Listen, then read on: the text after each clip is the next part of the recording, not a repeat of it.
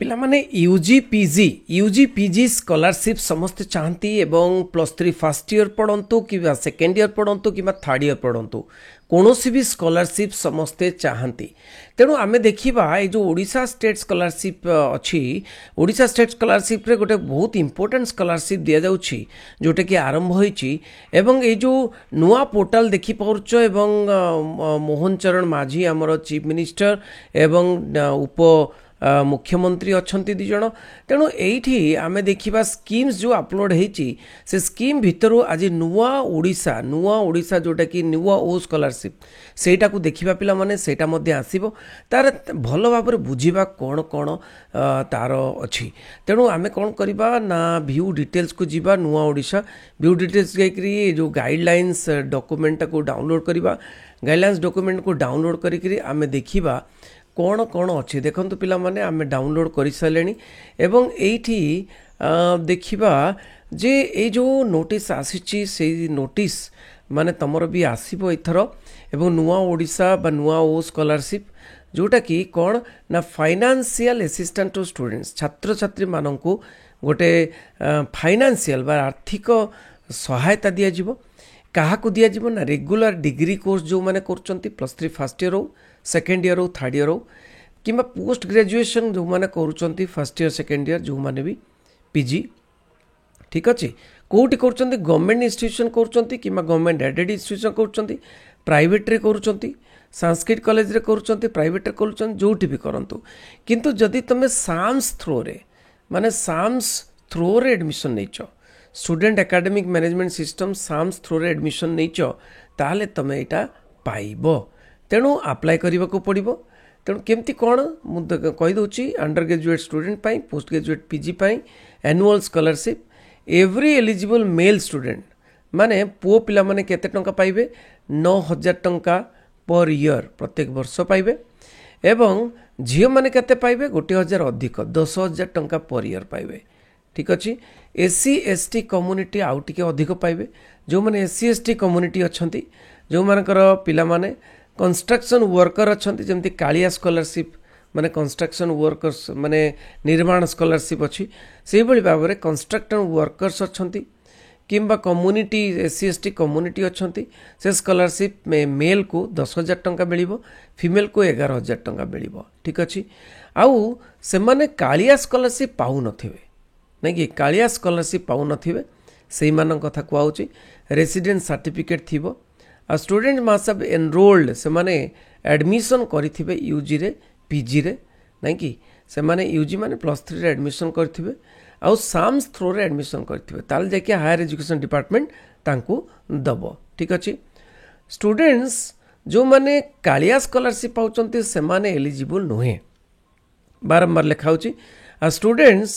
जदि माने प्रिंसिपल का वैलिडेशन हेई परिबोनी प्रिंसिपल जदि ताको माने न देबे जे एक्चुअली से +3 रे पढुची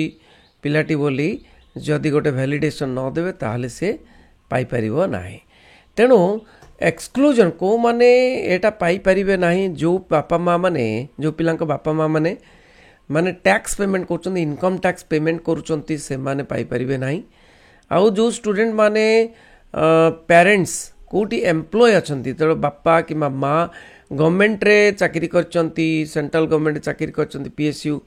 चाकरी करचंती ताले हबो नाही ऑटोनोमस बोर्ड रे चाकरी करचंती जो मानकर बापा माँ माने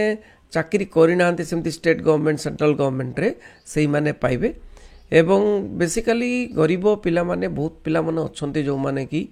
चासी वर्कर बहुत पिला अछंती सेमितिया। तेणु ये देख पिला माने बहुत कष्ट अच्छा से स्कॉलरशिप पाइबा दरकार। तेणु केते वर्ष मिलिबो ना 3 वर्ष मिलिबो यूजी पिला मानकु पीजी पिला मानकु 2 वर्ष मिलिबो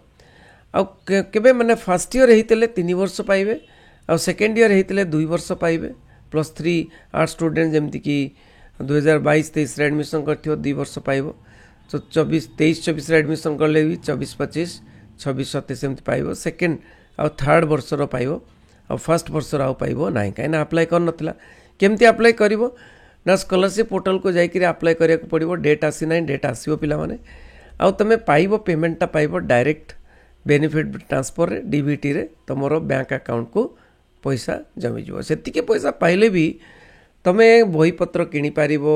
आडमिशन खर्च भी तुले पार ना कि आउ पिला माने गोटे सेल्फ डिक्लेरेशन देवाक पड़ो स्टूडेंट मानक सेल्फ डिक्लेरेशन देवे जे मु स्टूडेंट अच्छी एवं पाठ पढ़ुची कॉलेज रे एवं को कॉलेज रे पढ़ुची आउ कालिया स्कॉलरशिप मु पाउ नाही तो आउ जोटा कि प्रोफेशनल टेक्निकल कोर्स पाई थिला तेणु एटा गोटे डिक्लेरेशन देवे डॉक्यूमेंट कौन कौन दरकार ना permanent residence address residential certificate दरकार आधार नंबर मोबाइल नंबर माने लिंक होइतबा दरकार बैंक अकाउंट रे भी लिंक होइतबा दरकार बैंक अकाउंट रे आईएफएससी कोड एगुड़िक सब थिबा दरकार और इनकम टैक्स पे करू नथिबा दरकार तुमर पेरेंट्स माने इनकम टैक्स दो नथिबा दरकार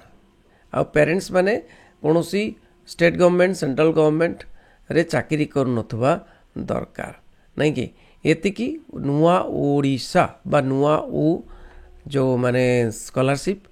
तो 10-11 हजार टंका मिलिबो पिला माने तेणु एटा तो वैलिडेशन हम प्रिंसिपल द्वारा तो प्रिंसिपल लिखिदेले जे तुम पढ़ुच बोली तापर जाकि अप्लाई करि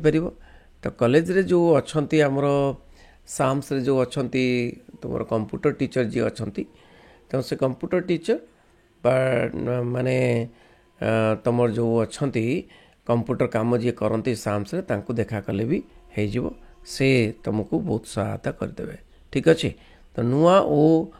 जिते बड़े बाहर स्कॉलरशिप मुझे तुमको कहीदेवी यहाँ छात्र छात्री केमती घोषणा करेंगे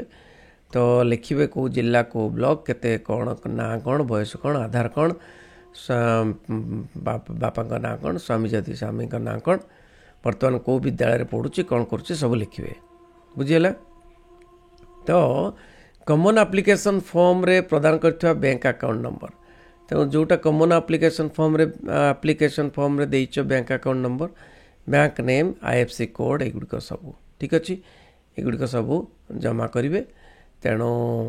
यहाँ हूँ कथा तेणु नुआ ओ माने बहुत गुड़े अच्छी पिला माने तुम स्कॉलरशिप तेणु तुम्हें खाली आवेल करार अच्छी जिते बाहर तुम जोड़ी रही था चैनल सहित जिते बाहर मुझे तुमको हेल्प करी केमती केमती अप्लाई कर थैंक यू वेरी मच रही किंतु गोटे पिला कहीदे जे जो मैंने कालिया स्कॉलरशिप पाइबे एक स्कॉलरशिपटा पाइबे ना ठीक अच्छे तेणु आउ गोटे कथा पिला माने पचारते जे आमे अलग स्कॉलरशिप पाइले आमे पाई परिबा कि हाँ पाई परिबो ठीक अच्छे किंतु कथा कौन कौन कौन पाई परिबो जेमिति कि लैपटॉप पैसा पाई परिबो फकीर मोहन जो व्यासकवि फकीर मोहन भाषा वृत्तिटा पाई परिबो किंतु ई मेधावृत्ति जदि पाउथबो ताले आउ कोनोसी वृत्ति से बड़ी जेमिति माने कालिया स्कॉलरशिप हो किंबा कालिया स्कॉलरशिप स्पेशली ये कालिया स्कॉलरशिप जदि रखी ताले एटा करि परिबो नाही तेणु कालिया स्कॉलरशिप आउ एटा अल्टरनेट रे अछि तो देखिदेव ठीक अच्छे रही समस्त शेयर कर वंदे उत्कल जननी।